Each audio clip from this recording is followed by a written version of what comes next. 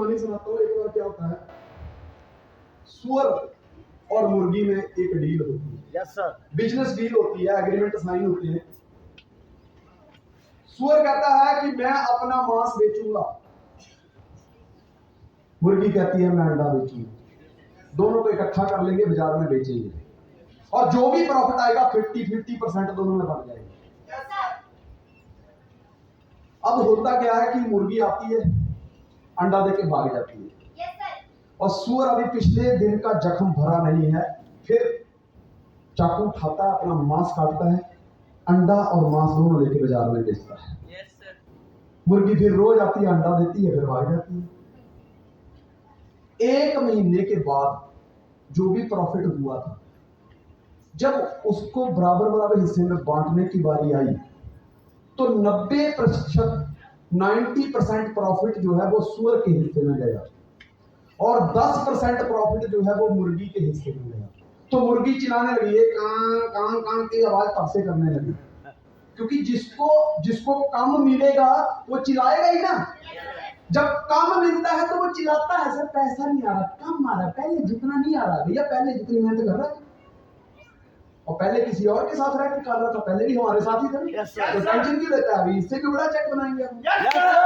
निदान थोड़ा छोटा यार। Yes sir. हैं, बल्कि पहले से बेहतर है हम। Yes sir. तो मुर्गी चिल्लाने लगी, नहीं मेरे हिस्से में 10% क्यों, सुअर को 90% क्यों।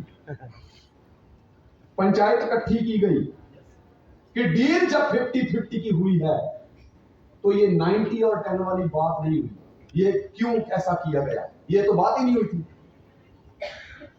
तो पंचायत ने बताया कि सुअर के हिस्से में 90% इसलिए है क्योंकि वो इस बिजनेस में कमिटेड था। Yes sir. और तेरे हिस्से में 10% इसलिए है क्योंकि तू सिर्फ इन्वॉल्व थी, अंडा देती थी चली जाती थी, अंडा देती थी चली जाती थी।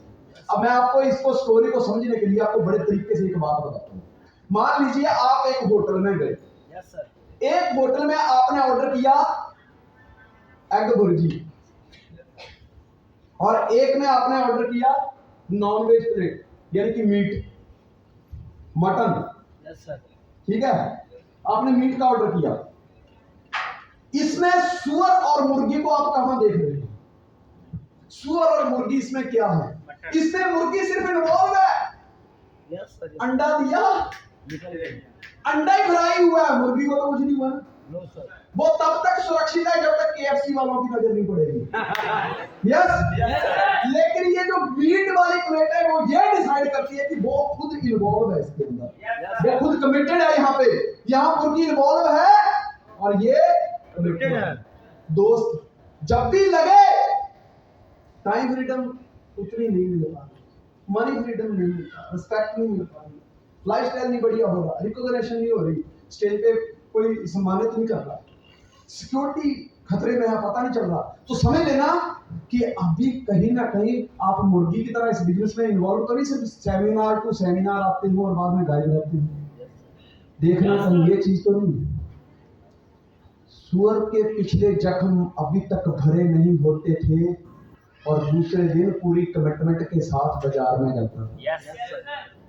अपने को जैसा रोल उसने अदा किया है, अपने जख्मों को भूलकर अपने सपनों को याद रख के काम करना है। तभी कामयाबी हासिल करोगे। कमिटमेंट